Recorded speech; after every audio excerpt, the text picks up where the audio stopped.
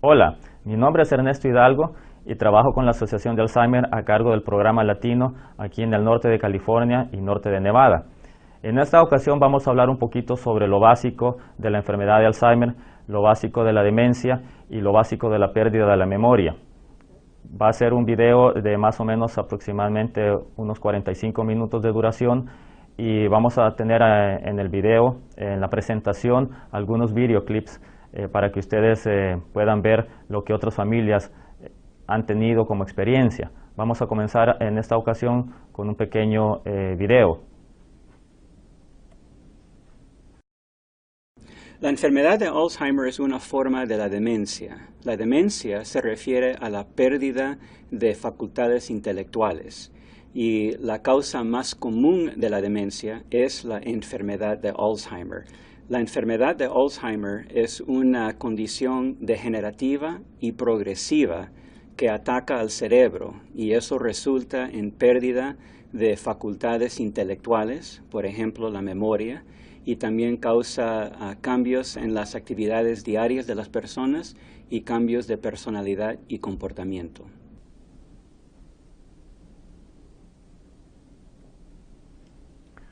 Bueno, como lo decía el señor en el video, hay algunos cambios típicos con la edad. Cuando uno, a medida que uno envejece, suceden algunos cambios típicos en nuestras capacidades mentales y nuestra memoria. Por ejemplo, tomar una mala decisión de vez en cuando es algo normal. Olvidar hacer un pago mensual ocasionalmente, también nos sucede a todos. El tener un día de la semana en el que olvidamos alguna cosa, pero luego durante el día lo recordamos. A veces también olvidamos qué palabra utilizar, pero luego recordamos esa palabra. Perder cosas también de vez en cuando es algo que nos ha sucedido a todos y eso es algo normal a medida que avanzamos en nuestra edad, a medida que envejecemos. Mi papá murió en el año 91. De eso yo pensé que mamá los síntomas que me daban de esta enfermedad, pensé que eran porque ella estaba triste por la pérdida de él. Ahí empezó a olvidar a cocinar, a pagar los biles, a ver dónde ponían las cosas. Al movernos nosotros para Denver, Colorado, decidí llevarla al doctor porque eran más síntomas, como el que ya no sabía dónde dejaba la ropa mugrosa. Nomás quería estar conmigo.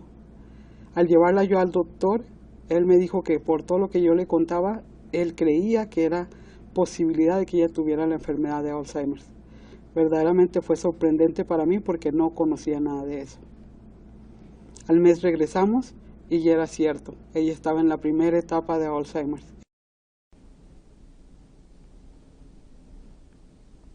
Bien, como vimos en el video, hay algunos cambios en nuestras capacidades mentales que sí ya podrían estar relacionados con algún otro tipo de problema y no con el envejecimiento normal de una persona. Por ejemplo, cambios en la memoria que dificultan la vida cotidiana de la persona, dificultad para planificar o resolver algunos problemas de la vida cotidiana. Estos cambios, lo más importante que hay que tener en cuenta es la frecuencia y la intensidad con que se dan estos cambios. A mayor frecuencia en la vida de una persona y a mayor intensidad, tanto que llegue a afectar la vida cotidiana de la persona, ahí es cuando ya es una situación que debería ser una señal de alerta para nosotros y tomar algunas medidas al respecto. Por ejemplo, desorientación de tiempo y lugar también de las personas. Puede ser de que nosotros notemos que algunos de nuestros seres queridos se están perdiendo en lugares que eran muy comunes y conocidos para ellos, ¿verdad? Por ejemplo, una persona que ha vivido 40 años en la misma colonia o en el mismo barrio y se pierde en el lugar conocido, o también las personas muchas veces no recuerdan qué día del año es o qué mes estamos o en qué año estamos. Esas serían, como les digo, si es cada vez más frecuente y más intenso, ya serían como unos cambios problemáticos o unas señales de alerta. Por ejemplo, tener dificultad con el uso de palabras en el habla o en lo escrito también sería otra señal de alerta. Colocar objetos, como les decía, fuera del lugar y no tener la habilidad de volver a recordar dónde los hemos colocado. O sea que no se trata únicamente de que se nos pierdan las cosas, sino que las dejemos en lugares poco comunes, como por ejemplo el teléfono celular, dejarlo o encontrarlo adentro del horno de microondas o encontrarlo, por ejemplo, adentro de la estufa en la cocina. No solamente es que se nos pierda el teléfono celular, sino también dejarlo en lugares poco conocidos o poco comunes. Disminuye también el juicio de las personas. Las personas, por ejemplo, en la época de invierno todavía se visten con ropa de verano o viceversa. En la época de verano, por ejemplo, las personas utilizan vestimenta propia del invierno. O, por ejemplo, si está lloviendo afuera, las personas puede ser que no saquen su paraguas o su sombrilla por ejemplo, al cruzar una calle, no hacer buen uso de su juicio y no voltear a ver hacia ambos lados para cruzar la calle. También otro aspecto muy importante es que las personas tienden a cambiar su humor o su personalidad. Por ejemplo, una persona que solía ser muy paciente, por ejemplo, o una persona que solía ser muy sociable, se vuelve una persona muy aislada y se vuelve una persona, por ejemplo, impaciente con los demás, o algún otro tipo de cambio en la personalidad o en el humor de la persona, lo notamos y eso sería ya como una señal de alerta. Por ejemplo, otro sería que la persona pierde la iniciativa para participar en actividades como ya sea en su trabajo, en actividades sociales. Como les decía, las personas puede ser que se abstraigan o se retraigan y no quieran participar como antes lo hacían. Entonces esos cambios también hay que tenerlos en cuenta. Bueno, vamos a hablar un poquito ahorita de lo que es la demencia en general. Los síntomas que noté sobre el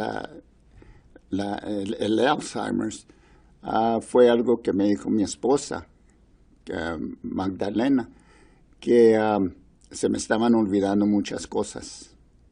Y especialmente cuando iba en el carro.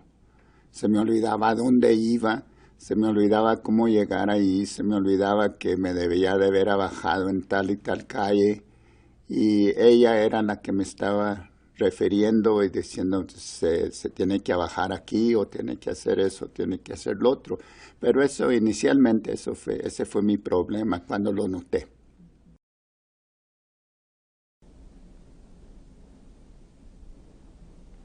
Bueno, hablemos un poquito de cómo entender la demencia. La demencia es el término general que hace referencia a una pérdida de nuestras capacidades mentales, ¿verdad? Aquí vemos en la gráfica de que existen varios tipos de demencia. Algunos científicos hablan de los que le llaman las demencias reversibles y otros tipos de demencia son como por ejemplo la demencia vascular, la enfermedad de Alzheimer, la enfermedad de Lewy body o la demencia frontotemporal. Como les digo, el término demencia es un término general que se refiere a una pérdida de las capacidades mentales, usualmente relacionadas con un deterioro o daño en el cerebro. Pero hay diferentes tipos de demencia. Más adelante vamos a ir platicando un poquito de cada uno de ellos, principalmente del Alzheimer, que es el tipo de demencia más común, ¿verdad? Otro tipo de demencia que no se menciona ahí es el Parkinson, pero todos ellos son, por decirlo de alguna manera, dentro de la misma familia de la demencia. Como les decía, ¿qué es la demencia? La demencia hace referencia a una pérdida del funcionamiento cognitivo, es decir, a una pérdida de nuestras capacidades mentales, que es tan serio que puede interferir con la vida diaria de una persona. Por ejemplo, algunas causas de estos cambios pueden ser la demencia causa cambios en estos aspectos, en la memoria, en el lenguaje, en el pensamiento, en la capacidad de navegar, por ejemplo, en lugares conocidos, en el comportamiento de las personas, como les estaba diciendo, en la personalidad o en su humor, o la capacidad de planear y de organizar cosas hacia el futuro. Entonces, esa es la demencia en general, una pérdida de nuestras capacidades mentales.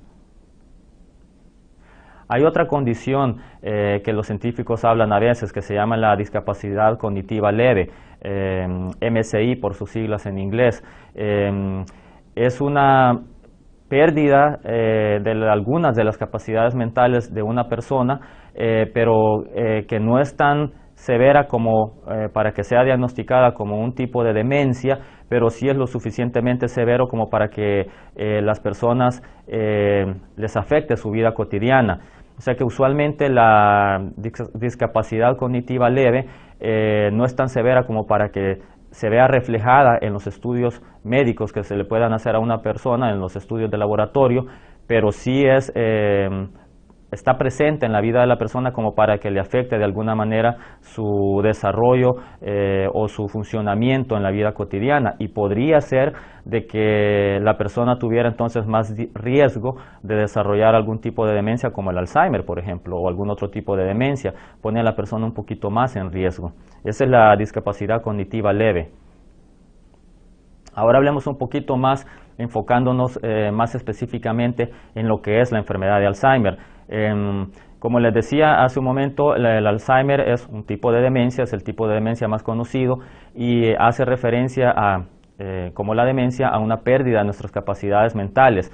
Es una enfermedad que no tiene cura, lastimosamente. Ahorita en ningún lugar del mundo la ciencia médica ha logrado encontrar una cura a la enfermedad de Alzheimer. Es una enfermedad progresiva, es decir, que el daño, la destrucción del cerebro va aumentando, va progresando con el paso del tiempo. Es la forma más común de demencia, como les había dicho anteriormente. Eventualmente es mortal. Las personas pueden morir de las complicaciones de la enfermedad de Alzheimer. No necesariamente de la enfermedad en sí, pero sí de las complicaciones que trae la enfermedad de Alzheimer en las etapas, en la etapa última de la enfermedad. Se dice que ahorita en Estados Unidos se han diagnosticado más de 5 millones de personas con la enfermedad, y los latinos tenemos el doble de posibilidades de desarrollar esta enfermedad, porque muchos de los factores de riesgo que influyen para que una persona desarrolle esta enfermedad están presentes en la comunidad latina. Más adelante vamos a hablar un poquito más en detalle de estos factores de riesgo. Les quiero explicar un poco cómo es que la enfermedad de Alzheimer afecta al cerebro. Aquí ven un cerebro y esto es el costado, mejor dicho, la nariz de la persona estaría acá, la oreja izquierda acá y la parte atrás de la cabeza acá. Okay, así que la enfermedad de Alzheimer generalmente afecta la parte interior del cerebro al comienzo, más o menos esta parte de aquí. Pero mientras la enfermedad va avanzando, entonces la enfermedad empieza a atacar toda la parte del exterior del cerebro. Y entonces mientras el cerebro sigue siendo más y más afectado, la persona desarrolla más síntomas. Inicialmente estos síntomas son síntomas de pérdida de memoria, especialmente la memoria reciente. Pero con el avance de la enfermedad, uno empieza a tener problemas de juicio, problemas de lenguaje y también problemas de comportamiento. Así que generalmente, como le dije, empieza en el interior del cerebro, pero luego se extiende la enfermedad a afectar la mayoría de la parte de afuera que se llama la corteza.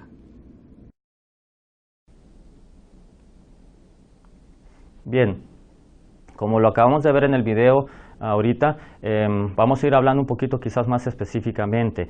¿Cómo trabaja nuestro cerebro? Sería un buen tema ahorita que habláramos. Hay más de 100 millones de células nerviosas en nuestro cerebro. A las células de nuestro cerebro se les llama neuronas. Ese es el nombre que los científicos le han dado a las células de nuestro cerebro. Y imagínense, hay más de 100 millones de estas células en nuestro cerebro. Y las células se comunican entre ellas a través de pequeñas señales eléctricas. Entonces, estas neuronas son como un bosque en nuestro cerebro que tienen, son árboles que tienen su tronco y que tienen ramas. Esas ramas se conectan una con la otra, como que si fuera un bosque, ¿verdad? Con ramas, que las ramas se pueden contactar, y así es como en nuestro cerebro las neuronas se conectan unas con otras, y eso hace de que se transmite información entre las neuronas. La enfermedad de Alzheimer destruye las neuronas, entonces por ende ya no se puede comunicar información a nuestro cerebro.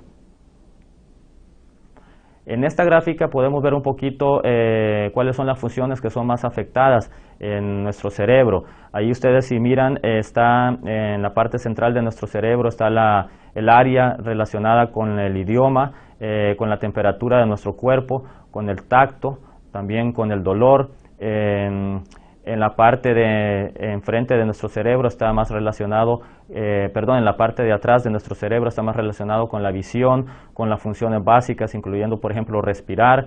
Luego en la parte de enfrente de nuestro cerebro, las funciones que están más relacionadas en esa área son, por ejemplo, el juicio, el razonamiento, y en la parte central de abajo de nuestro cerebro, ustedes pueden ver que está esa zona relacionada más que todo con la memoria o con el lenguaje y con nuestro oído también. Esas son más o menos algunas de las zonas de nuestro cerebro. En esta gráfica podemos ver qué funciones son afectadas entonces por la enfermedad de Alzheimer. Esto de Alzheimer para mí es una experiencia que me tomó como 5 años. Yo pensaba que todo lo que ella olvidaba era por la tristeza de la pérdida de papá.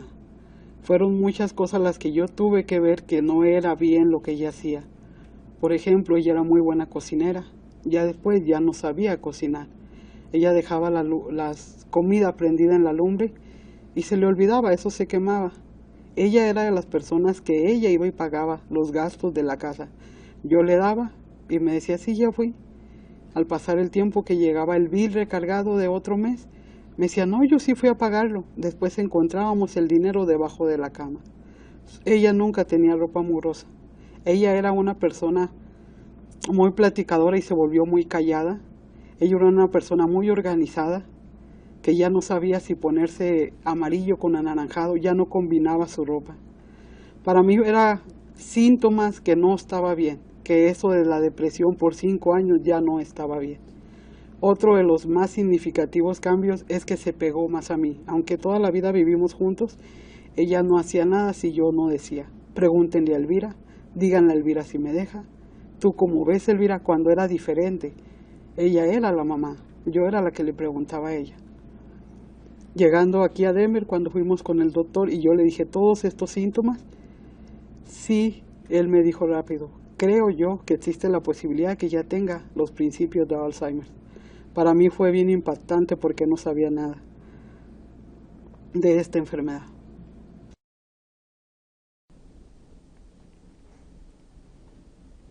Bien, si quieren ahora vamos a hablar un poquito sobre los factores de riesgo para que una persona desarrolle esta condición. Lo había mencionado rápidamente anteriormente, pero ahora tal vez vamos un poquito más a lo específico.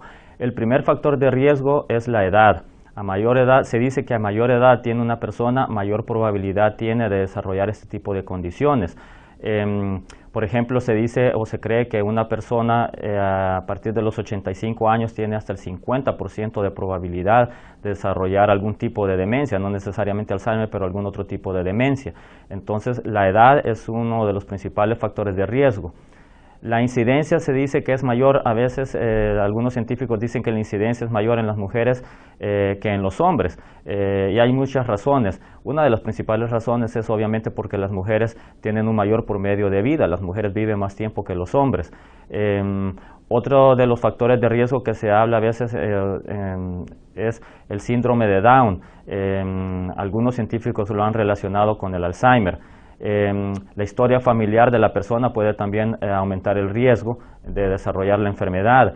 Por ejemplo, si en la familia hay casos de personas que han tenido Alzheimer, pues los miembros de esa familia en teoría tendrían más probabilidad de desarrollar la misma condición. Y esto está relacionado un poquito con el factor genético, que es otro de los factores de riesgo principales, así como la edad. Los científicos ahorita están haciendo cada vez más estudios en todo el mundo para poder determinar si hay algún gen o poder aislar el gen que está específicamente relacionado con la enfermedad de Alzheimer, porque se cree que hay un factor genético muy importante. Por ejemplo, algunas veces cuando doy esas presentaciones las personas me preguntan si es una enfermedad hereditaria y yo les digo que la respuesta es sí y no, porque puede ser de que hay un factor genético, pero no necesariamente una persona porque haya tenido a un ser querido con estas condiciones 100% de probabilidad o tiene 100% de probabilidad de que va a desarrollar Alzheimer. Lo que sucede es que tiene más probabilidad que una familia en la que no haya miembros o no hay historia de miembros con estas condiciones, pero no es 100% certeza o seguridad de que va a desarrollar estas condiciones.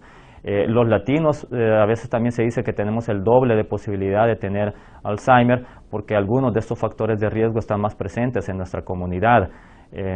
Por ejemplo, nosotros los latinos en general se cree que vamos a ser aquí en Estados Unidos la minoría que vamos a vivir más tiempo. Es decir, que nuestro promedio de edad va a ser, para el año 2050 se calcula que el promedio de edad de un latino va a ser 87 años. Entonces, como les decía anteriormente, si la edad es uno de los principales factores de riesgo, nosotros los latinos vamos a estar en más riesgo porque vamos a vivir más tiempo. Vamos adelante más adelante también a hablar de algunos otros factores de riesgo que son muy importantes entre la población latina, pero ahora vamos a continuar.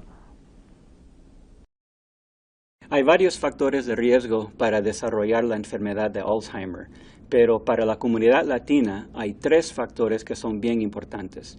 La primera es que latinos generalmente tienen un nivel de educación bien baja, y esto es un riesgo para el desarrollo de la enfermedad. La segunda es que la expectativa de vida es bastante alto en la comunidad latina, y generalmente los que viven más años tienen más riesgo de desarrollar esta enfermedad. El tercer factor de riesgo son problemas vasculares, que son bien común en la comunidad latina, particularmente la diabetes. Estos 3 factores son muy importantes para la comunidad latina.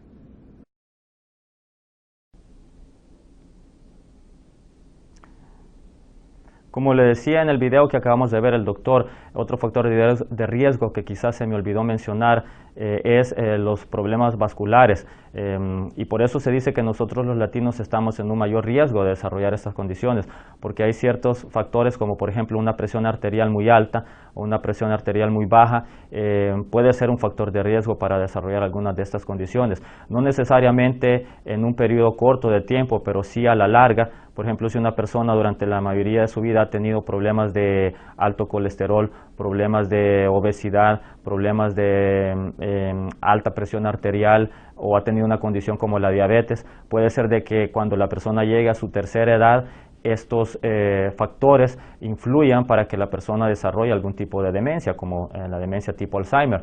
Entonces, en ese sentido, estos factores de riesgo, como lo mencionaba el doctor, los problemas cardiovasculares, los niveles de colesterol o la obesidad o el tener una condición como la diabetes, podría ser que aumentara la probabilidad de nosotros los latinos a que desarrolláramos estas condiciones.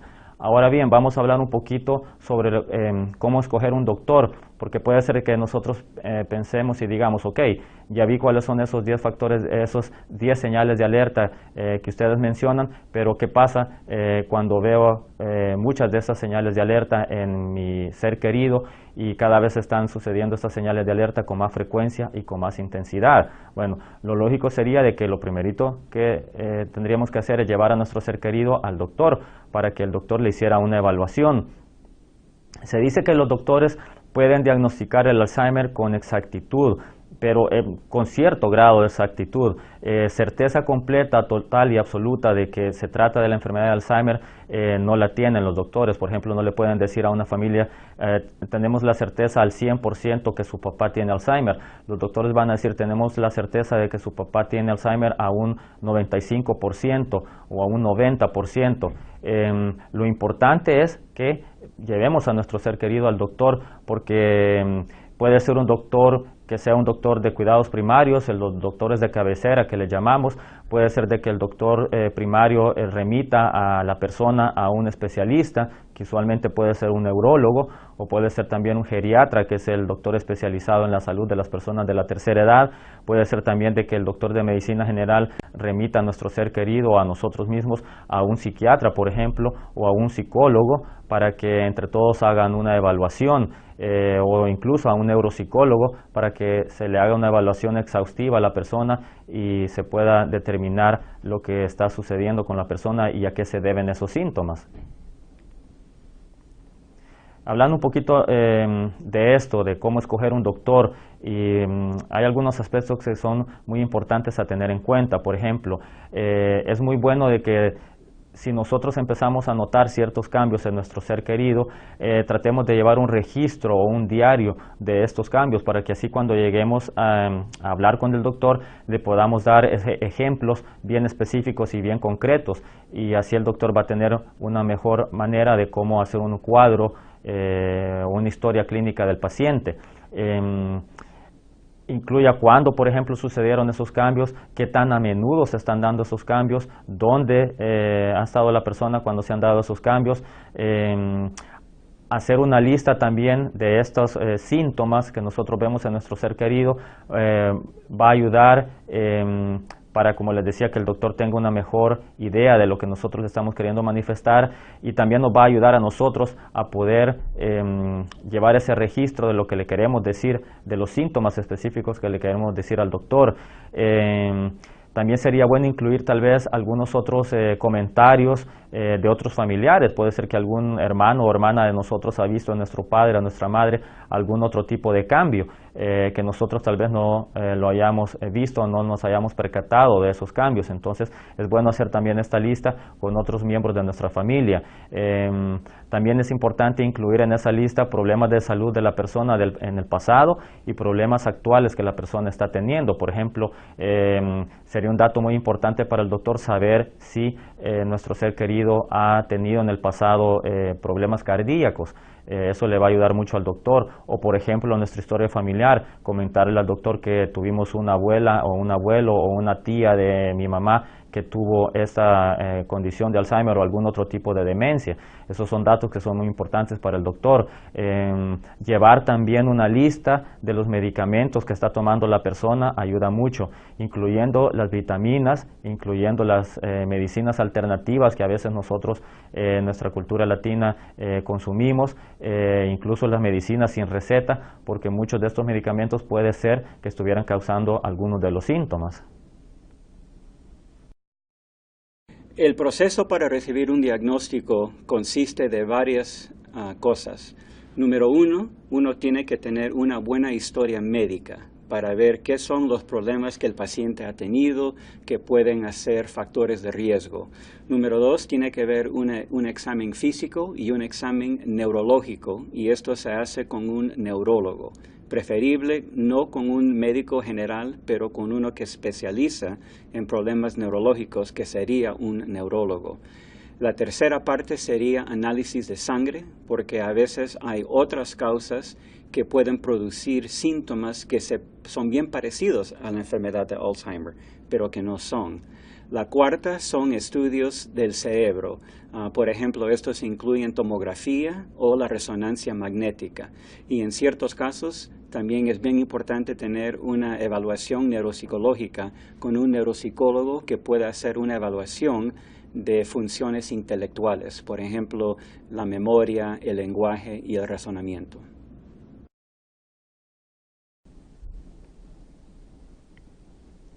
Bueno, hablemos entonces un poquito ahora de cuando el diagnóstico es el Alzheimer. Es decir, ya hemos llevado a nuestro ser querido al doctor y el doctor ha hecho todos los pasos necesarios para llegar al diagnóstico de Alzheimer. ¿Qué pasa entonces ahora?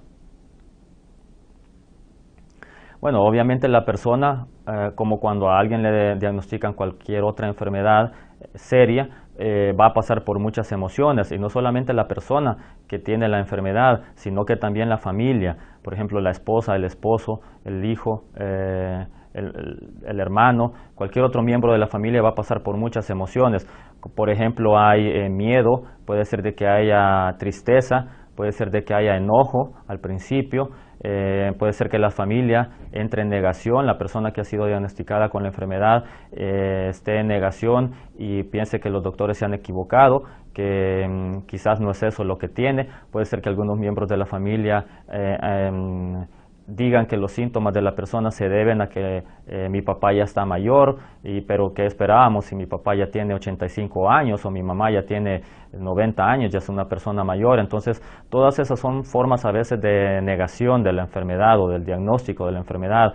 Puede ser de que las familias tengan a veces también experimenten sentimientos de culpabilidad. Hay mucha confusión entre los miembros de la familia o entre la persona que ha recibido el diagnóstico. Obviamente va a haber preocupación por la salud y por el bienestar y por la calidad de vida de esa persona. Luego puede ser de que a medida pasa el tiempo y procesamos el diagnóstico que el doctor nos ha dado, puede ser de que haya aceptación acerca de la enfermedad, y entonces al haber aceptación puede ser de que tomemos las medidas necesarias o los pasos necesarios para procurarle a nuestro ser querido una mejor calidad de vida, y entonces hasta cierto punto hay algún tipo de alivio, porque por lo menos uno ya siente que uno está en control de la situación y no que la enfermedad o el diagnóstico de la enfermedad lo está controlando a uno o a nuestro ser querido.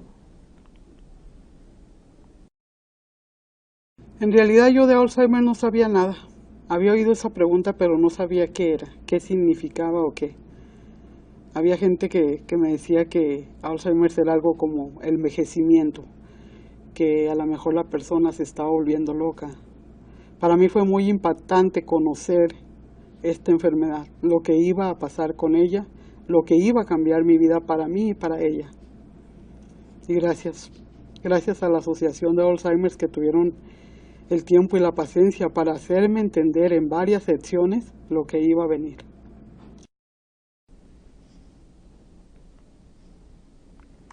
Bueno, como ustedes lo vieron en el video ahorita, la señora hablaba de lo difícil que es para la familia el poder entender lo que va a venir. Tal vez ahorita es buen momento entonces para hablar sobre las etapas de la enfermedad de Alzheimer. Usualmente muchos científicos aquí en Estados Unidos dividen la enfermedad de Alzheimer, el desarrollo de la enfermedad de Alzheimer, en 3 etapas: la etapa temprana, la etapa intermedia y la etapa final. Estas son como las 3 grandes etapas de la enfermedad de Alzheimer. Cabe mencionar ahorita también de que la enfermedad de Alzheimer es una enfermedad de largo plazo. Las personas se dice que en promedio pueden pasar con la enfermedad entre 8 o 10 años. En los años de trabajo que yo he estado haciendo con las familias, he conocido personas que tienen 15 años de estar padeciendo la enfermedad. Hay otras familias que tienen a un ser querido que tiene 8 años de ser diagnosticado con la enfermedad. Así que este número de 8 a 10 años es nada más un número promedio. Depende de cada caso, depende de muchos factores, pero usualmente las personas se dice que pasan por esas 3 etapas de la enfermedad. Es bien importante planear para el futuro por varias razones. La más importante es que el mismo paciente puede participar en las decisiones sobre su futuro, especialmente sabiendo que esta enfermedad con el tiempo le va a robar de la habilidad de poder hacer decisiones más tarde. La segunda razón es porque la familia puede decidir quién va a ayudar a cuidar a la persona que tiene Alzheimer. Muchas veces hijos, hermanos, primos, todos ayudan a contribuir para ayudar a la persona y entonces con anticipación pueden decidir cómo van a hacer esto. La tercera razón es para decisiones económicas, porque la enfermedad de Alzheimer muchas veces tiene un impacto fuerte sobre las finanzas de una familia y entonces la familia puede planear cómo van a tratar esto en el futuro.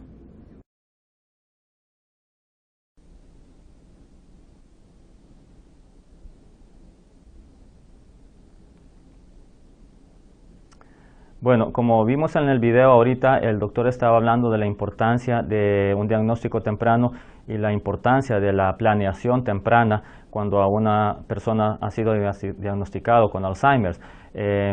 Uno tiene que ser, como les decía yo, es una enfermedad a largo plazo, entonces uno tiene que planear para largo plazo, no únicamente para algunas semanas o algunos años.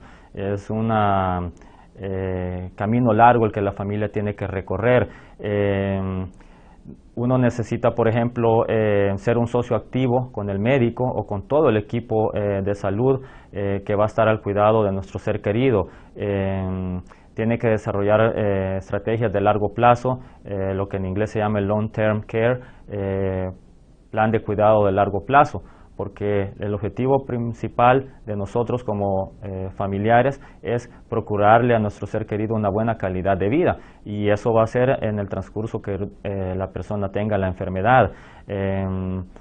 También buscar consejo legal y financiero es una muy buena idea, porque hay que planear para el futuro. Por ejemplo, las personas puede ser de que a medida que avancen en las etapas de la enfermedad pierdan su capacidad para hacer buen uso de su juicio, y entonces es necesario, por ejemplo, nombrar a una persona que va a ser el representante legal de nuestro familiar con estas condiciones, para que así él pueda tomar decisiones legales. Este representante legal pueda ser la persona designada para tomar decisiones legales.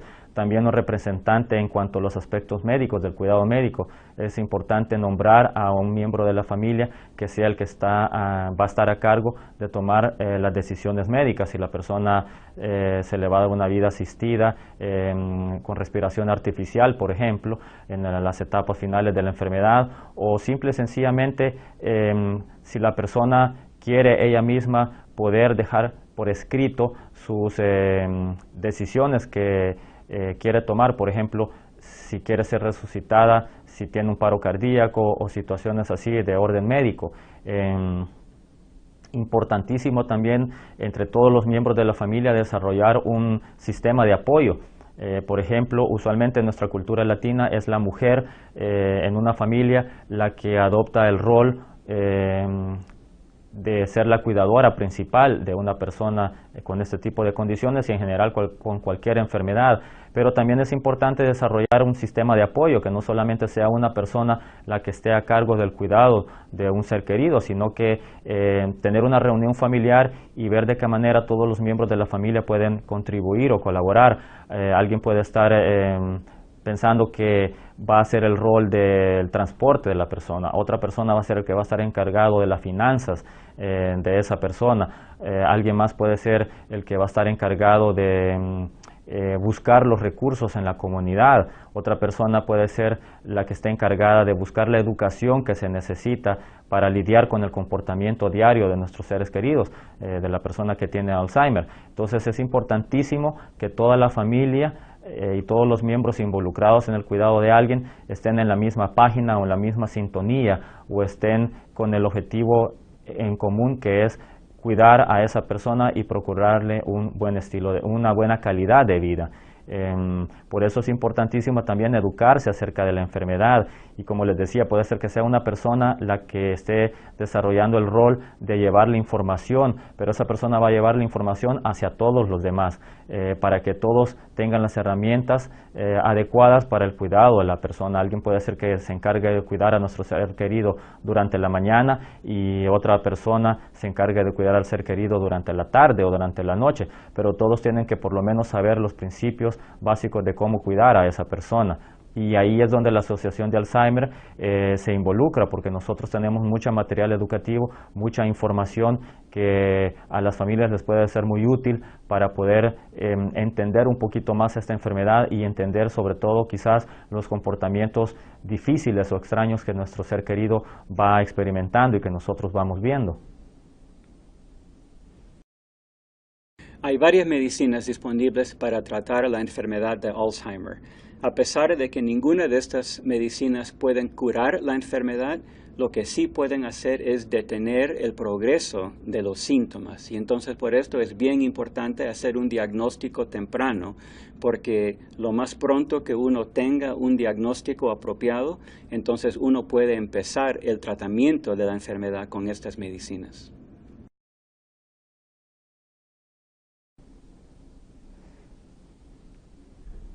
Bueno, como ustedes lo vieron, el doctor también hablaba de los tratamientos que hay ahorita y los medicamentos que hay ahorita para lidiar con la enfermedad.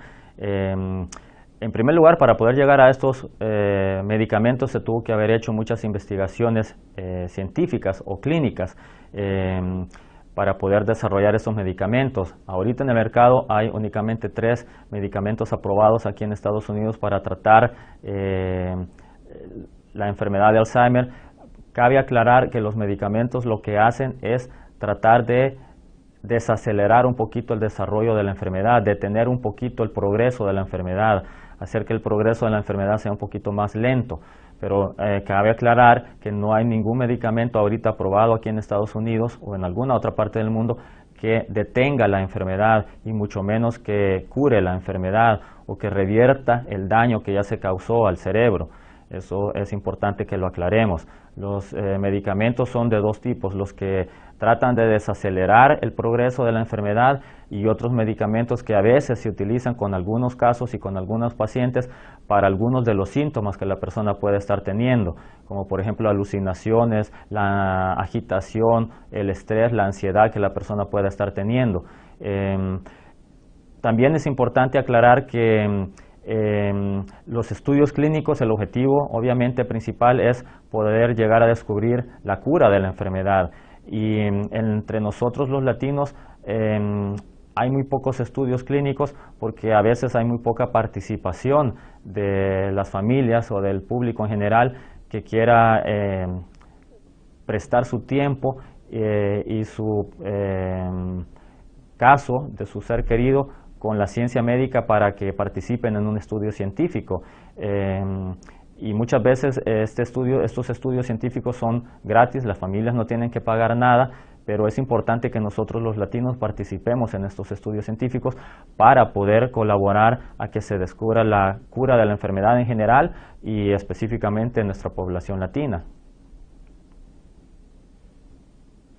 Ahora, eso está relacionado un poquito con los programas y servicios que la Asociación de Alzheimer ofrece. Tenemos, por ejemplo, programas educacionales para familias y profesionales.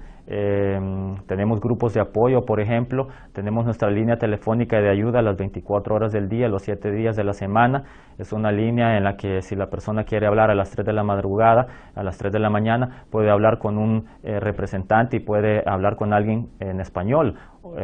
También en esa línea de ayuda tenemos información y referencias de los recursos locales. Esta línea de ayuda es nacional, pero por ejemplo si una persona habla aquí en el área del norte de California, lo más seguro es que se le va a remitir a uno de nuestros capítulos locales y la persona puede platicar con alguien que le va a ayudar a encontrar la información sobre las referencias en la comunidad locales, referencias locales.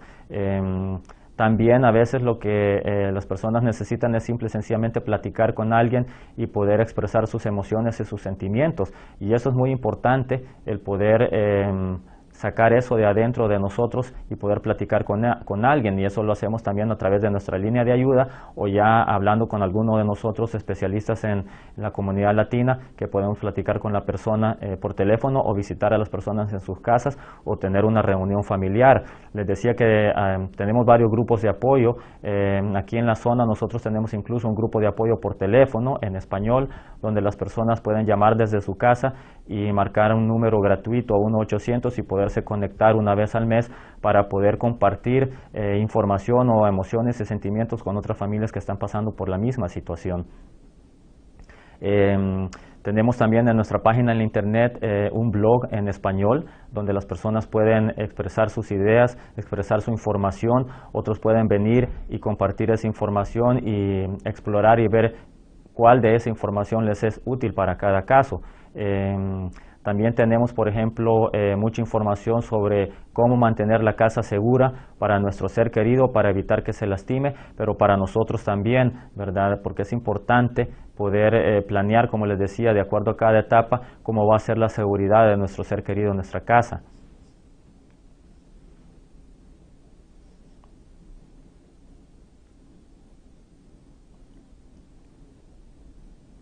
Ahora bien, otro aspecto que quisiera platicar ahorita es la participación o lo importante que es para las familias que tengan a un ser querido con este tipo de condiciones, el involucrarse en todo el movimiento de la Asociación de Alzheimer, que es un movimiento para, en última instancia, encontrarle una cura a la enfermedad.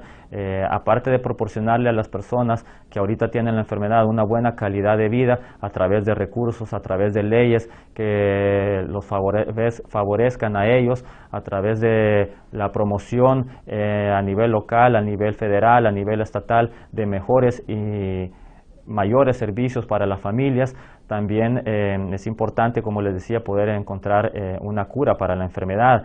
Alguna de estas formas que nosotros reunimos fondos es a través de nuestra caminata para terminar con la enfermedad de Alzheimer.